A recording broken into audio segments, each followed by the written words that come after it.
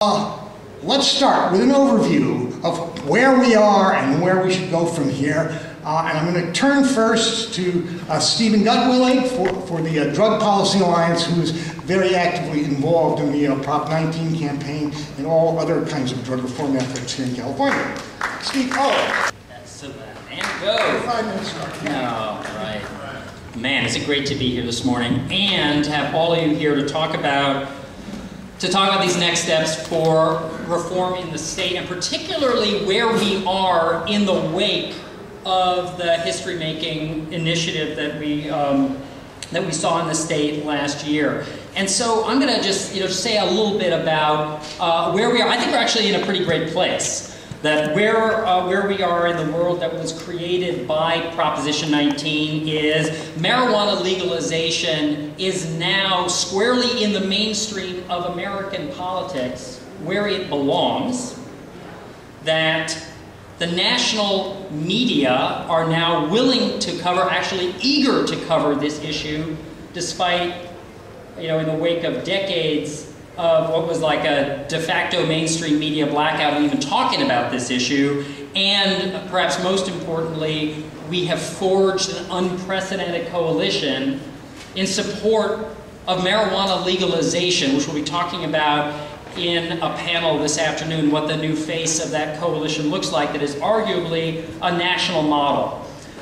That said, there is still a pretty substantial uphill battle that we face, particularly if we're talking in the context of what a 2012 ballot initiative, for example, might look like. And that uphill battle is despite the obvious demographic advantages that will exist in 2012 with a larger, younger, more progressive electorate than the one that we saw in 2010 in the off-year election. But it's uphill because of other things. There is a historic presumption against ballot initiatives in consecutive election cycles.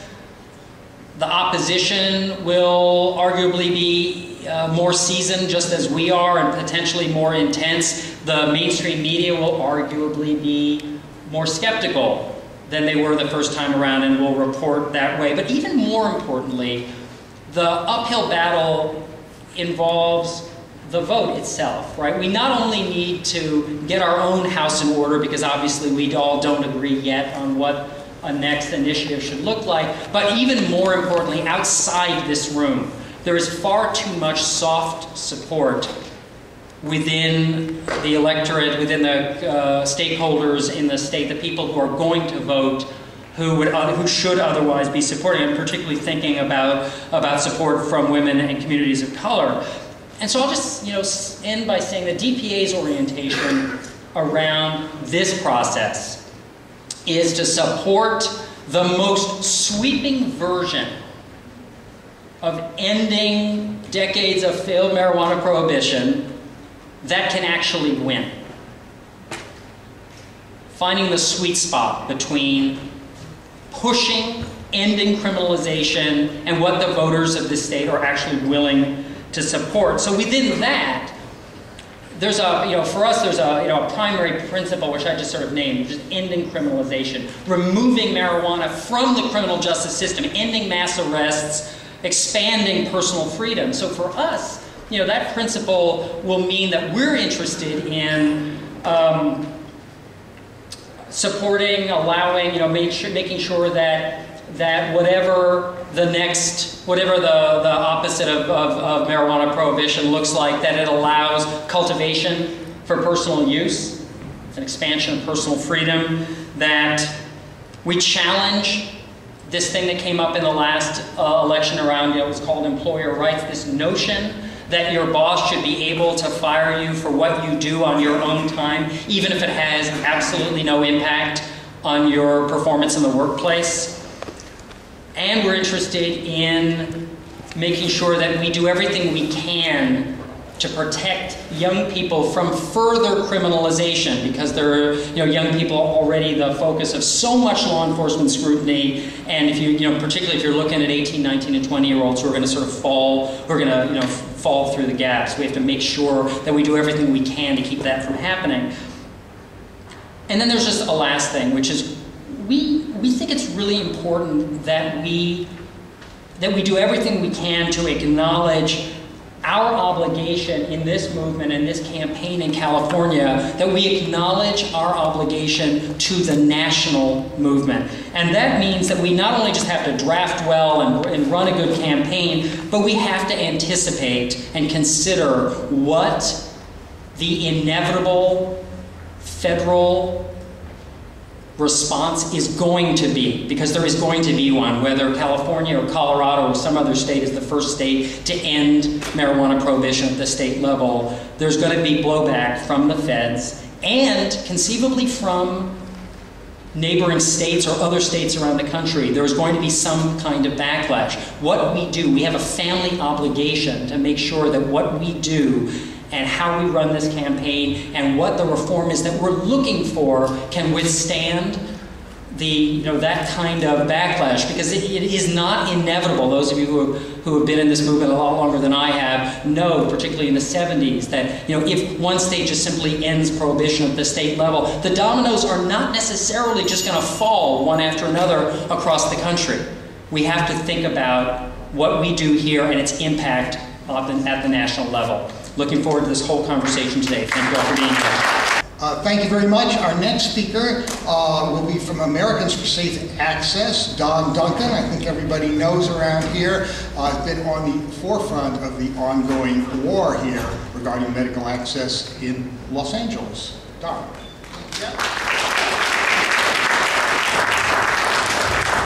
Thank you.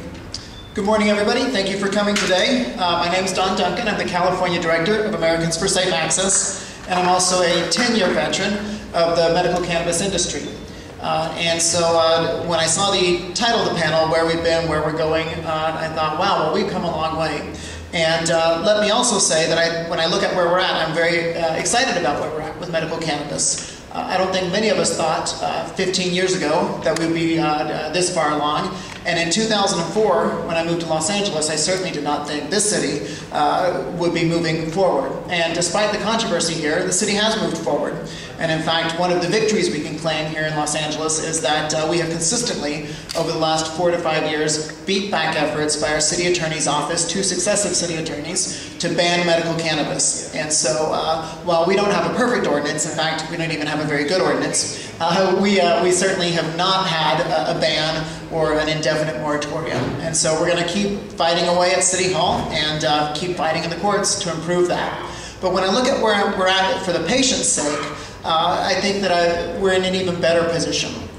Because if you look in California today, and cities and counties all over the state, patients have access to their medicine. And that's very important, because the true test of whether or not a medical cannabis law is working is whether or not patients get medicine. And we're very lucky in California that we don't have one of the hypothetical medical cannabis laws that looks great on paper but doesn't actually put medicine in the hands of patients. And I hope, as the other states are moving forward, that they keep in mind that the measure of success is whether or not patients get the medicine they need. As we're moving forward in California, obviously the next 2 years are going to be very important. And we are seeing right now a backlash. The pendulum is swinging in the other direction on medical cannabis. And so I would like to caution everyone as we make plans for this year and for 2012 to be aware of the fact that we have to be sensitive to our base and to keeping our base of support. In 2008, when I went to Sacramento to lobby for the employment discrimination legislation authored by then Assemblymember Leno, we saw in the state legislature a lot of reluctance. People were worried. They said, oh, these dispensaries, they're opening up everywhere. It seems out of control. We're worried about it. And a lot of the moderate Democrats were reluctant to step up for employment rights because they didn't want to be seen as pro-Wild West mentality on medical cannabis. But we squeaked through the legislature that year. We actually got the bill passed and vetoed by the governor. And when I went back in 2010 with a much easier ask, what I found is that that sentiment was even stronger in the state legislature. Lawmakers were very reluctant to support SGR 14, which was a non-binding resolution, and it should have been a gimme. It should have been an easy one for the legislature. No money spent, no action to be taken, and they get to blame the federal government. It's a great deal for everyone. But we weren't able to get that through the state assembly. And the reason was because the Democrats in the middle, and the Democrats in vulnerable districts, couldn't be associated with even a reasonable ask when it came to medical cannabis. And what I realized in 2010 is that we were losing ground in the legislature, and in the media, we were seeing a lot of bias, a lot of ambivalence, and we're going to have to deal with this if we're going to move forward with an initiative process, or if we're going to defend the ground we've gained with medical cannabis already. And so where we're going, I hope, is towards shoring up the credibility of the medical cannabis movement.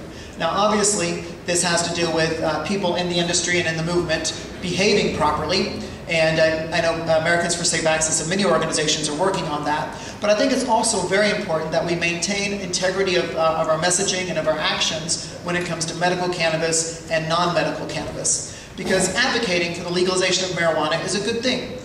And many, many smart, passionate people believe in that. And if that's the cause for which we're advocating, I think it's very, very important to stand up and own it and claim it and be a voice for the legalization of marijuana without trying to confuse it with medical cannabis. Because when you start confusing the two, I think it weakens both arguments. On one hand, you have a situation where the medical cannabis issue looks like a Trojan horse. And on the other hand, the medical cannabis issue doesn't address the core issues of legalization.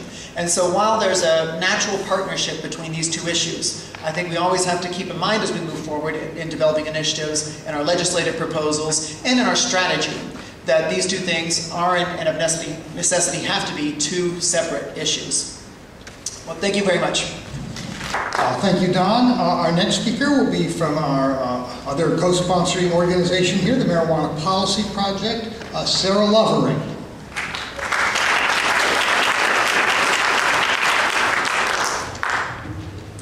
Hello, my name is Sarah Lovering.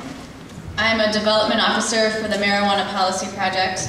I have worked here in Southern California for MPP for 3 years, and I have been with the movement for over 5 years at this point. I agree with a lot of what's been said today. I think that we have a lot of reasons for optimism moving forward. I think that we have made a lot of great progress, and we have reasons to believe that we're headed towards success. Among those reasons are that Greenberg poll that was released shortly after the Proposition 19 election.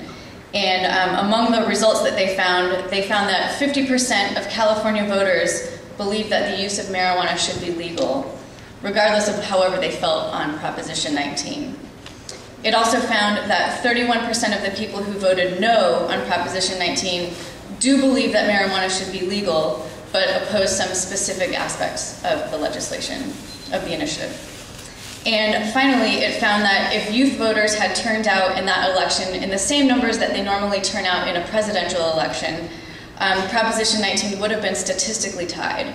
And I mention that because it just emphasizes how important 2012 is. 2012 is a presidential election year. Voter turnout will be the best it's going to be for another 4 years. And so we really need to take advantage of that opportunity and put forth the best proposal that we can as a team. So at this point, it's clear that it's not a question of if California will attempt to end criminal penalties for adult marijuana use, but when and in what form. 23 states around the nation have the ballot initiative process, so we have a lot of possibilities in this next election cycle for where we attempt to achieve marijuana reform progress. At this point, it looks like Colorado and California have the best chances for taxing and regulating marijuana for adult use, and the Marijuana Policy Project is prioritizing California, so that we intend to put our resources here. We would support a full taxation and regulation scheme, and that we would support something that would include the legalization of sales for adults. But as Stephen said, we are looking to put forth something that would have the highest chances of success. So we'll definitely be considering whatever that means. I think that we should work with campaign consultants who have a history of winning state ballot initiatives. I think that'll be crucial to put forth a very professional campaign in 2012. The amount of money that we need to spend on ads in this campaign will be enormous. It will be around $7 million. And I think that really highlights the fact that we need to work together as a team so that we can maximize our fundraising efforts. I saw that the Controlled Cannabis Committee has put forth their project, their initiative that they are going to work on Friday. They announced that. And I hope that they will look to include MPP in their examination of this issue and in their drafting of a proposal, because I think that as a team, we stand to be much more successful. MPP has been involved in every successful statewide ballot initiative on the marijuana issue, and I think that we have a lot to bring to the table.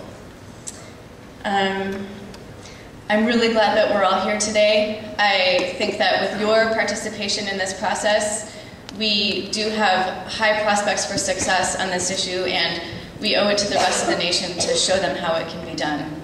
Thank you. For our next speaker, we have somebody who's actually involved in the Prop 19 campaign. She's also with Oaksterdam University. Dale Sky Jones, or as we call her, Female Dale. And we also have, I think, Jack Jones with her. Welcome to the movement, Jack.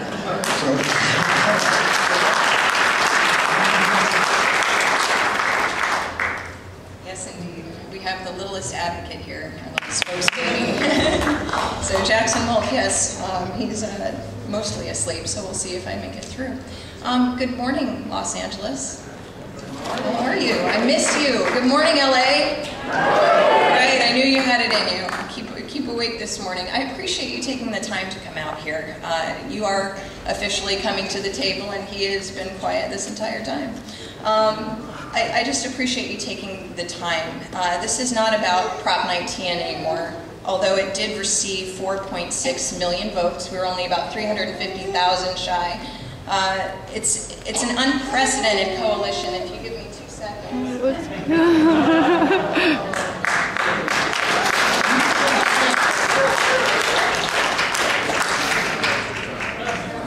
Decided it was breakfast. Okay. It is an unprecedented coalition that we brought together, and it was the NAACP, it was the Latino Voters League, it was many mothers, it was law enforcement officers, and yes, I do now represent the mothers.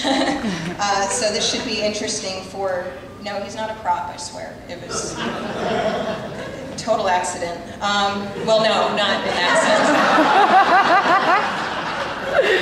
So I am your comedic break for the day, in case you're wondering. But truly, you know, bringing together Latino Voters League, just unprecedented people that we've started to talk about today. However, we didn't have all of you.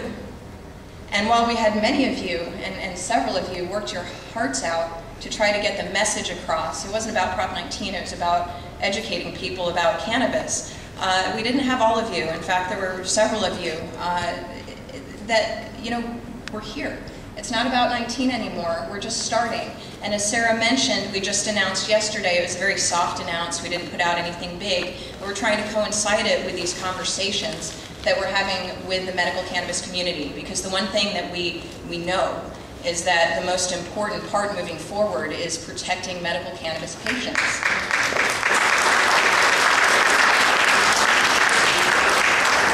And, you know, truly that was always all along the point. It just didn't get across very well, it seems, and so we can clearly do better. And what this is about is trying to do better.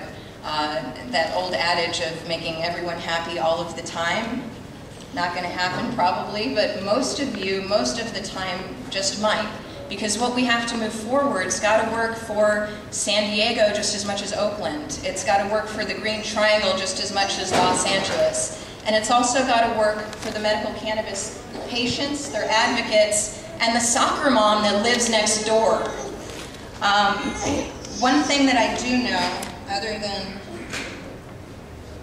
that this is the first time he's ever talked during one of these conferences, is that the goal here, because we know what we're capable of, there's no question in my mind that it took 2010 to win 2012. We had to figure out who we were, how to pull together, and where to go from here. And if we had started in 2012 and not had this 2010 experience, then we'd just be starting from scratch. And I'll see you in 2016, if we're lucky.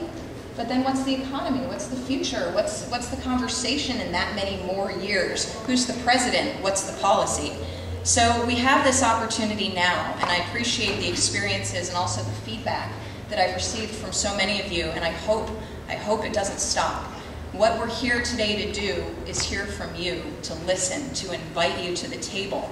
MPP, DPA, Normal, and each and every one of you have the opportunity to say your piece, and we're going to take that and then do market-based research with it and see how we can possibly make most of you happy most of the time, and most importantly, protect the patients first. Make sure that we at least mitigate some of the taxes that are going on, because it's just a matter of talking people down at this point, but we're having those conversations, we're having them with legislators, and what's neat is this legalization conversation has forced people that heretofore would never support medical are now backed in the corner to say, oh hell no, I won't support legalization, but I'll protect patients. So now we have people actually coming out to protect patients that never would have done so before the legalization argument or discussion or split, if you will. So now we have that opportunity because people, they're listening. And so are we. And I hope that you go to yeson19.com. We still have our old website up so that we can still receive feedback as we move forward with this coalition. It's still a baby. It is in its infancy, much like Jack. It's very important that we hear from you. This last discussion was, without question, the debate heard around the world, and we have a chance for 2012 to be the election, the vote heard around the world. So I thank you for your time and consideration today, and I look forward to the next panel this afternoon, where I will be hosting a discussion on how we might get there and some of the hard truths. Thank you so much for your time. Thank you, Dale. And now, actually, as Mail Dale, I'm going to put in a couple of words, my 5 minutes as well, on where I'd like to see us go from here. Speaking, as always, from the consumer's perspective, Normal is a consumer's organization above all. Here's what I'd like to see, what Normal would like to see happen in the next initiative, in the next legislation in California. And basically, there's a 3-point program. And the first point is we should make marijuana legal for adults, period. Right? Legal to possess, legal to use, and also we should allow for some personal cultivation in there. Let me say that one of the problems with Prop 19 and some other initiatives that I've seen out there is that they never really repealed the existing laws against possession of marijuana. Health and Safety Code 11357 has got to go. There should be no statute that the police can cite you for marijuana except maybe smoking in public or on the schoolyard or something like that. So that's the first point. The second point is we've got to defelonize all of these marijuana crimes for sales, transportation, possession with intent to sell. These are all mandatory felonies. If I go out on Hollywood Boulevard and offer to sell you just a joint, that's a felony. If I kick you, that's a misdemeanor, that's assault. Now, this is absolutely the wrong message. And it's inconsistent with how we treat alcohol. When alcohol is illegally sold, it's a misdemeanor offense. It's not a felony. So that's where the cost of marijuana enforcement is in California. There's hundreds of millions of dollars a year in enforcement. And it's not against just the users, really. The users have been safe since decrim, but it's against our friends of the users who supply them with the marijuana. So defelonization is the second platform. The third thing is, and I think this is the most difficult thing, but we've really got to address it. We have got to establish a good, well-regulated, legal, safe, and affordable cannabis supply system for medical patients in California. Finally fulfill the mandate of Prop 215. As everybody knows, we've got, the current laws are totally confusing and vague. We have hundreds of arrests and lawsuits going on. Nobody knows what's legal, what isn't legal. we've got to have some good, clear guidelines that protect people who follow whatever procedure we set up, which will be some sort of licensing procedure, no doubt. And we have to include the peripheral industries, like the delivery services, which are really not covered at all under current law, and the kitchens and the processors and the bakeries and the testing labs. We need a comprehensive program, and we've got to do this. And I think this is probably one of the sticking points for Californians when they look at the idea of legalizing marijuana. They sort of say, but look at the medical marijuana thing. This is a mess. We don't have any confidence in our current ability to regulate medical marijuana. How can we deal with real marijuana? Well, I think we've got to bite the bullet and address that, which we didn't do in Prop 19, didn't do in the Amiano legalization bill last year. Both of them left the medical marijuana thing to the side and said, well, just keep those laws in place. We've got to address that. If we do address that, I think Californians are going to feel a lot more comfortable upon moving to the last stage.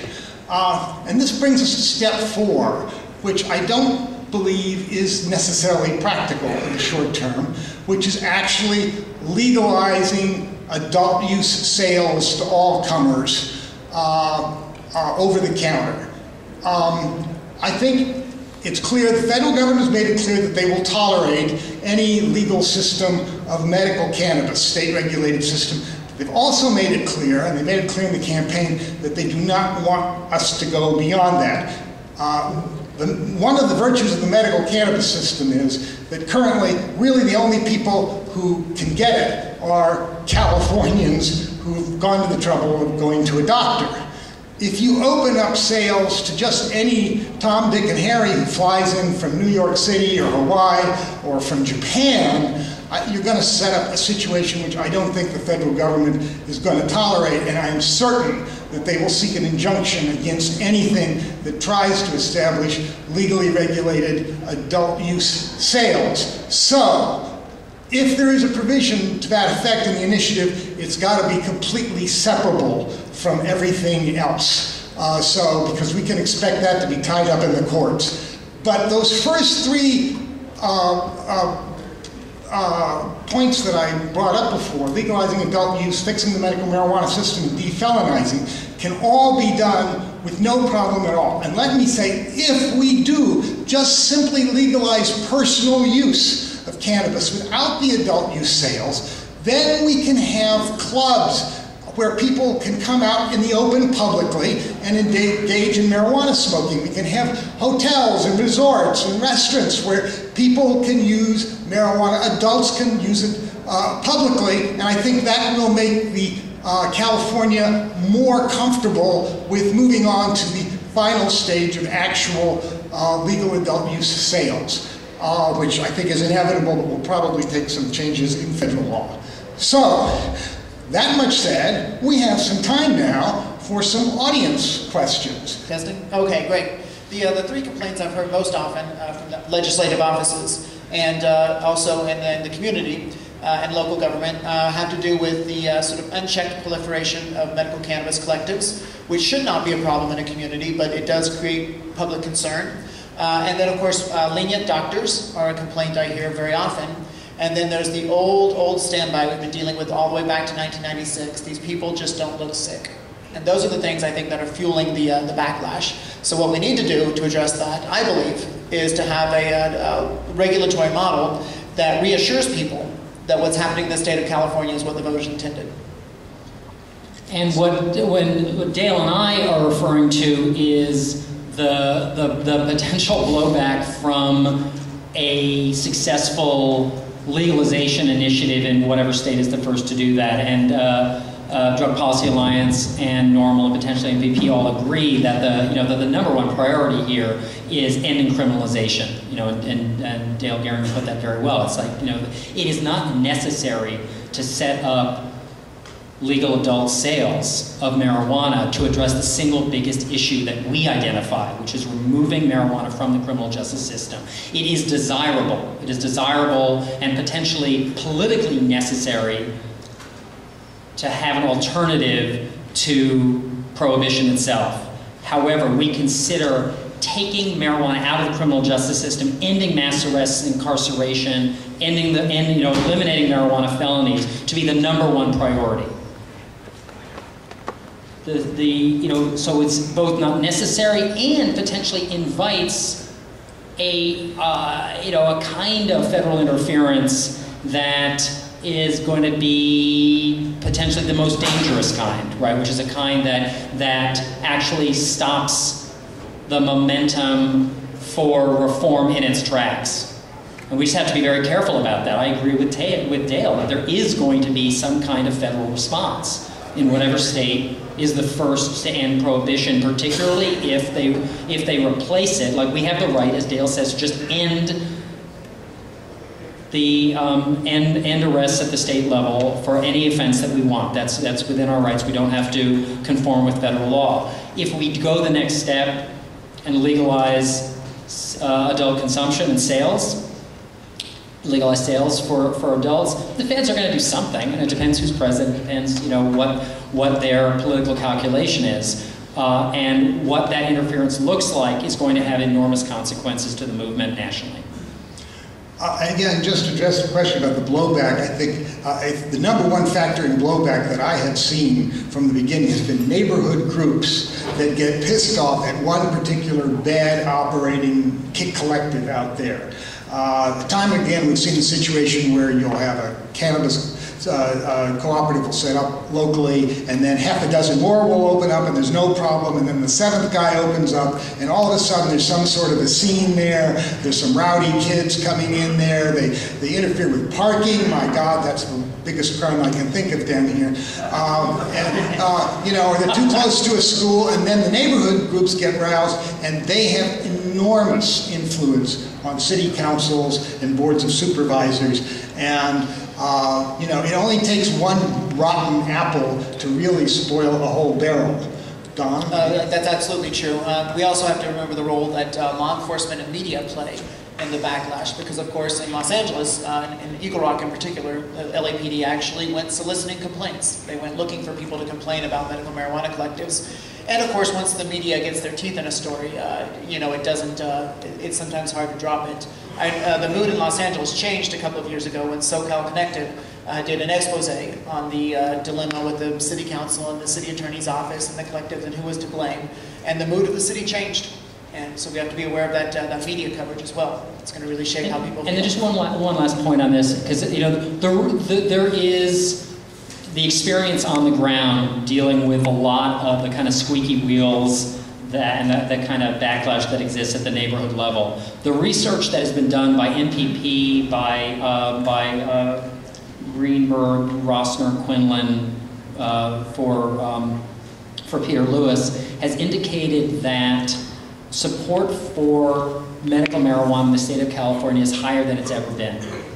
That the majority of Californians believe that there is fraud, for lack of a better word, in medical marijuana access. They also support medical marijuana far more than they did when they overwhelmingly adopted Proposition 215 in 1996. Both things are true at the same time. There is no measurable degradation of support for either medical marijuana or marijuana legalization. Those are both moving in the same direction. There's just, a lot, it's just a little, the more you go from global to local, the messier it looks on the ground.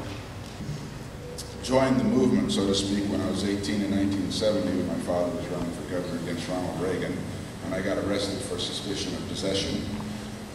Politics being politics, they had to cut me loose on a matter of lack of evidence, but I was forced to leave the country. And I have a lot of experience in politics, a lifetime of just breathing it, whether I wanted to or not. So I want to make a point here, and that is the initiative that I've seen is too complex. I know a lot about politics, been in it all my life. One thing that you want to do is you want to have an initiative that's as simple as possible, because when voters look at it, if they do not understand it, if it confuses them at all, they will vote against it. That's where you get the swing voters saying, I don't get it, I don't think it's a good idea if I don't get it. And I guarantee you, if you want to contact me and ask me my opinion. I can help you rewrite the initiative to accomplish what we want in 2, maybe 3 paragraphs. Positively can do that. And I guarantee you, I'll give you a virtual guarantee, if you do it right, it'll pass. Thank you. I just want to provide a different perspective on that. And there is, for many of us, a common sense feeling that simple is better, that the fewer words, the better, that the more comprehensible, the better. The reality is that it doesn't really work that way. That for the things that we all support, you have to spell it out. You have to, in order for the end of prohibition to be legally true, it has to be spelled out in its entirety.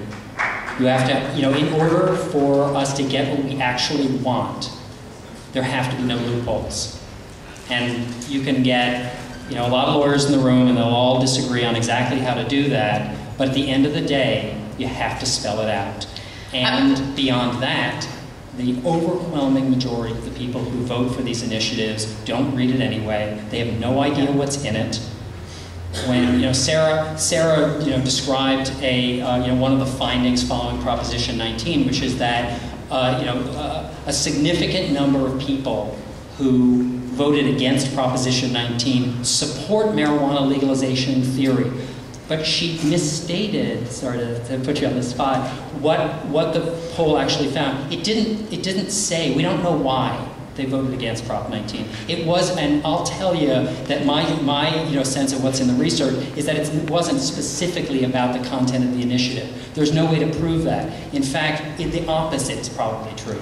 They generally felt like marijuana should be made legal, but they voted against Proposition 19 because they weren't ready to actually pull the lever on it. Not because they knew what was in it, or they had, some of us voted against it because we knew what was in it. Most of us never read these things. I just want to echo Stephen's comments that simple is not necessarily better. MPP's medical marijuana initiative in Arizona, which squeaked by at the end of 2010 there, was 34 pages long. And it was run in a non-presidential election year, which is why it squeaked by the way it did, but it absolutely was not the length of the initiative that prevented people from voting on it.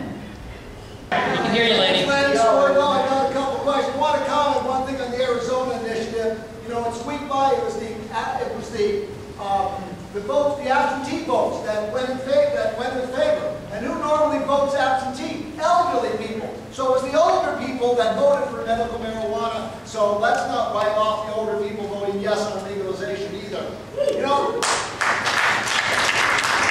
I was at a little soiree that MPP held shortly after November 19th, and Bob Campbell was there, and I was very interested in something you said, Sarah, because I kind of picked up the impression in that meeting that MPP was going to be the big money people behind MPP were putting their money into Colorado, because Colorado is a smaller state, wouldn't take as much money, and there's more, they have all these dispensaries. And now I hear that the money is going to be behind California. My question is, if it is going to run here in California, how are we going to fund this? Who's going to step forward and put out the millions and millions? Yeah. It's not going to come from people like me who support marijuana. I'll put in 20, 30 bucks, but we've got to have some people who have real deep pockets. Who are these people, and are we going to see that kind of money in 2012?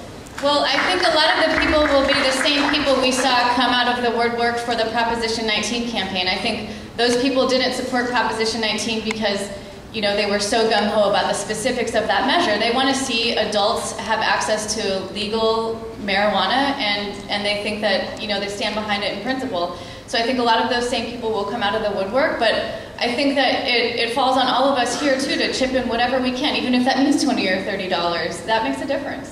A million people give $10 and we have $10 million. Is EPA going to jump in this big time? Because they're the other big money organization. Really? We're gonna do what we do, is just try to get, we don't control much of anything in terms of making, obviously we have this access to George Soros, but the guy makes his own decisions, and you saw those of you who know the outcome this past cycle was he gave He gave $1 million at the very end, at a point where we pretty much knew that it would not, that the money was coming in too late to affect the outcome, but it was a gesture on his part, and it actually was fairly important within the national movement, because that was actually the first time that George Soros actually endorsed the legalization of marijuana. And he has been a supporter of medical marijuana for many years, but he is never on record and had never invested in full-on legalization. So that's very important. And just a thing to say about money is this movement has access to a certain number of deep-pocketed donors who believe in this reform in their bones. Right? There are a handful of very rich guys who believe in this reform. Historically, though, it just needs to be said. And I imagine that you're going to hear some version of this afternoon in the panel that Dale mentioned. This movement does not actually have access to enough money to change the minds of most of the people who are going to vote in 2012, whether we like it or not. We have access to millions of dollars. Millions of dollars in the state of California is really, I mean, you look at Prop 8, the Marriage Equality Initiative, right? That was $40 million on both sides. Like, we don't have access to remotely that kind of money. We have access to some millions of dollars, which is enough money to, and who was it that said $7 million? $7 million, that's 2 weeks of advertising in the state of California. That's 2 weeks of a credible statewide media ad buy. That's not enough money to change. That's enough money to shift some people who are soft yeses to voting yes for something. But for those of us who want to win this thing, we just have to be realistic about how much money we have access to, how much money some of these deep-pocketed people are likely to give, how much they've historically given. And there's a very limited amount that we actually have access to given the stakes that are in front of us. I really like everything Stephen just said, and I actually want to make one more comment. In response to Lanny's comment about the other big money drug policy organization comparing DPA to MPP, all of us, we're only as big as the people behind us, all of you. And for some people, those people have deep pockets, but for other people, it's a thin wallet. And if you think about the number of regular marijuana users that there are in this country, about 17 million people, in addition to all of the other taxpayers whose money goes to fund marijuana prohibition, whether they use marijuana or not, if all of those people just gave $1 every year to any of these organizations, our budgets would be so much bigger. So I want you all to think about that. $1 per person, if all of those people gave money, it would make a really big difference. It wouldn't necessarily put us on par with the Prop 8 campaign, but it would make a big difference. And keep in mind that when we went back and did the math, that Prop 19 worked out to be about $1 a vote. When you looked at how much we spent versus how many votes we got, it was about $1 a vote. Yeah, I think should we talk more about, emphasize more about medical marijuana being medicine. A lot of people think medical marijuana, especially the federal government, wants to tax us because we're not really emphasizing medicine. If people still have their mind in the gutter and really need to get into the Compassionate Use Act, I think we should start using a lot of slogans that emphasize Compassionate Use Act, medicine, because when marijuana is widely accepted as medicine and is prescribed by doctors, it cannot be taxed. And taxation, I think, was a big failure in the last bill. I think we have to address that. Well, we were trying to tax adults, not patients. I want to make that clear, that part of the point was to subsidize patient use, meaning you don't pay for it because we tax the hell out of the adults who are just using it for fun. And that way, it's a cover of protection. So we didn't actually ascribe a tax to patients. I just want to make that clear. But I agree with you. Pardon?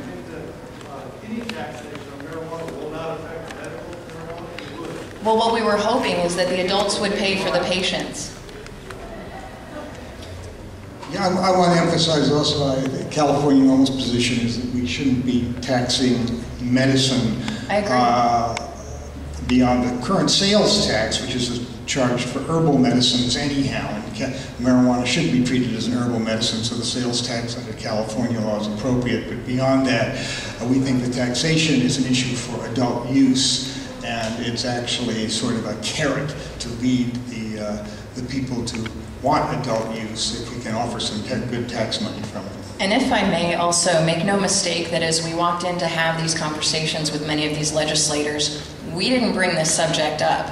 They brought it up, and we knocked on their door and said, hey, we heard you were trying to slap a 40% sin tax on medicine. Can we please talk about that and try to back them down? A lot of what we were doing was trying to ease off on this sudden attack that largely happened because of, the melee. If you look at who was bringing these measures into the legislature, it's all Southern California elected officials that are trying to tax it because they feel as though they're not getting their fair share, their cut for the city. And so just like the melee in Oakland, and quite frankly, there was a lot of confusion between these large grow operations in Oakland and Prop 19. We had nothing to do with one another, but it was some bad timing to make it look like it was all about these big grows when all we were trying to do was protect the little guy. So there's a big difference between the perception of Prop 19 and the reality of the written word of Prop 19, and that's the devil's in the details, and that's where it gets hard in the long and short, both how it's written and how it's discussed. We can't control what the media focuses on necessarily unless we have those millions of dollars. Next. Hi, I'm Steve Collette. Is there any kind of strategy or call to action at federal level? I know we keep getting another obstacle put in front of us by the federal government. Is there a strategy? We're very disappointed by the lack of progress at the federal level under the Obama administration.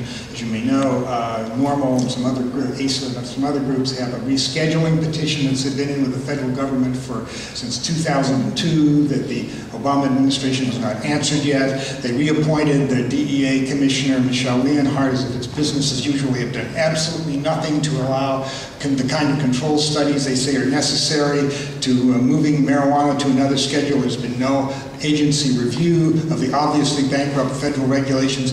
And in case people didn't notice, in the last election, a right-wing tide swept in, and I don't see any hope at all of anything coming out of the current Congress. So I'm afraid we're stuck with current federal law for, at least 2 or 3 more years, and maybe longer. He needs to at least win one more election before right. But there is a strategy, right? All of our organizations are working together at on a strategy in Washington D.C. There's going to be an announcement later, within the next couple of months of bipartisan legislation that we're all going to be really excited about, because it's going to represent a vehicle that has before now not existed to address. I'm sorry, I'm speaking so weakly.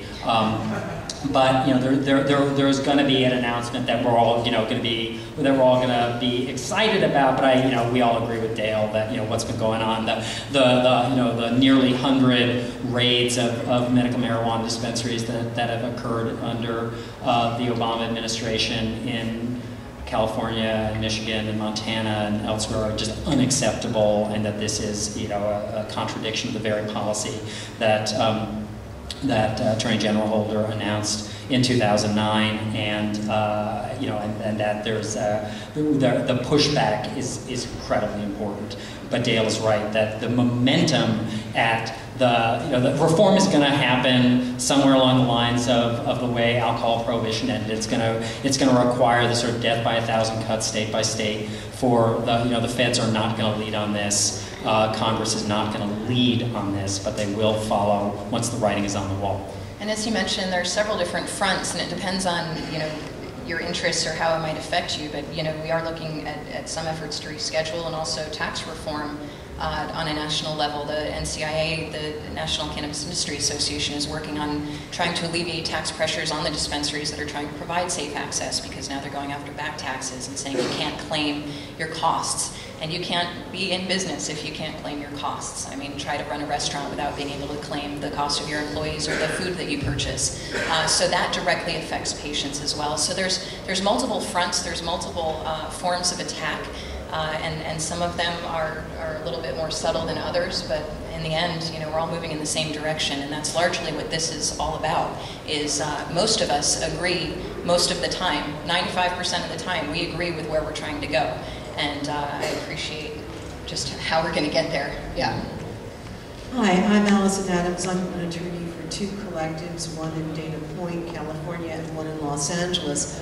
One of the things that has kept us in litigation in Dana Point for going on 2 years is lack of clarity in the initiatives and lack of clarity in the legislation. For one thing, when the case I'm involved in started, the legislature had not even put the words collective or dispensary or whatever anywhere into the code. I am on the side of clarity and simplicity over 34 pages because we're going to have to read that stuff to protect your rights. And if we can't figure out what it means, it might get passed because that's a popular issue.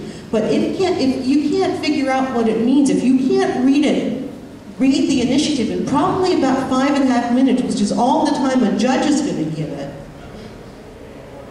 you are probably, employing us full time, which as an attorney we absolutely love. God knows in this economy we need all the work we can get. But you are upping our consumption because you are generating migraines and you're giving great headaches to our clients and our friends and the rest of the community and the courts. Please clarify. I stand with the man who offered to help rewrite. Put me on that list too. Thank you. Well, please go to yeson19.com and get on that list so that we can communicate. We appreciate that back and forth, please. And if you're interested in volunteering, you can also put your name on the questionnaires out there if you're interested in following up with a campaign, and we'll be collecting those. Yes. Hi, this is a question for Mr. Duncan with ASA. You did say that there was a natural partnership between medicinal marijuana and recreational, but because there's so much focus on the patients, what, if anything, is it going to take for the ASA to get it on board with an initiative for 2012? Well, Americans for Safe Access has a scope of work that only includes medical cannabis. And so is that on, by the way? And so our work only lies in that area. That's our area of expertise, that's our area of specialty. And so when it comes to marijuana legalization, although I think, I think everyone's pretty clear on where I stand on that because I'm here today, but that's just not an issue that we're working on. We have a smaller focus. Which, by the way, should not be seen as opposition. It's just no position. Will you repeat that out loud again? Did that come out the microphone? No position is not opposition. All right. We have time for one final question, I think, and then let's move on to the next panel. Hi, how you doing? My name is Boomer Shannon, and when I was working with the S19 campaign, I talked to a lot of people and kicked a lot of doors to talk to dispensary owners. What in the future can we do to obtain support from these dispensaries? If we have to spend a very little amount of money, these are obvious grassroots campaign nodes that we can be using to hit local level stuff. In my experience, it was as high as 1 in 3 dispensaries were avidly working against 19. So how can we organize with the dispensaries to help us out with the grassroots? Boy, that's a tough question. The collectives and cooperatives are really natural organizing places because that's where patients and caregivers congregate. And so it's really, they're an important link in it. I think there was a broad misunderstanding about Proposition 19 amongst collective operators that it was somehow going to wash them away, make them unnecessary, that sort of thing. And so I think that was part of what was happening with that. And it's also just a very difficult community in which to organize and to make progress. And I say that as someone who's sat on the board of directors of collectives and cooperatives for many years, that we're not the easiest people to work with.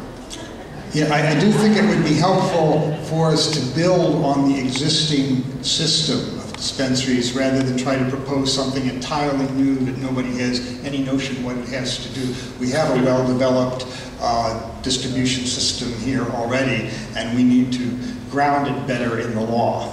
Well, and there's also something missing from Prop 19 that I'm hoping we're fulfilling that need right here and now, and that's to hear you first. It's not written. There's no word to paper right now other than pointing at the pros and cons of what was written last year. So I don't feel that the dispensary owners, operators, and those that visit the dispensaries, also the patients, felt heard prior to the writing of Prop 19. And while, you know, Rich might have stood on a street corner shouting, "I'm about to write this thing, I'm going to do it for real, I'm not kidding, double dog dare me," many people didn't hear him. And so by the time it was written, it was too late to put in input, and then all of a sudden we were off to the races. So this is that moment. We're here to hear you, so to speak, and this is the opportunity to put your thoughts to paper, and please do write that down and turn it in to Dale at the end. If you don't want to go online, turn it in. We can get that information that way so that you are heard and we can anticipate the needs of this community. We should also just acknowledge that there are potentially two different kinds of opposition. You know, there was the opposition from people who genuinely were concerned that Proposition 19 would degrade patient access. And then there was opposition from people who felt that the legalization of marijuana and any kind of state-sponsored or local government-sponsored regulatory system would undermine their personal economic interest. Right? And you know, we just have to acknowledge that this reform movement is not necessarily going to be able to address everyone's interests, but there's clearly consensus that no form of legalization, no matter what it takes, can be allowed to degrade patient access. That is a fundamental principle that we all agree on, and we will start from there. Whether we can make all the folks who have been working for potentially generations in this state and supporting themselves in the marijuana industry is an open question. It's not clear that everyone is going to be able to be satisfied, but the advocacy organizations completely agree with the position that Duncan articulated earlier, and that patients' needs really, in many ways, have to come first. And to dovetail on that, I completely agree with you, Stephen. And it's important that as we look at this next effort moving forward, however we make that happen, that even if there's bits and pieces that you don't like, and I can pretty much assure everyone here, including myself, that there will be parts that I don't like, but if we can protect patients and stop putting people in prison, if we can just agree on that, we can get this passed.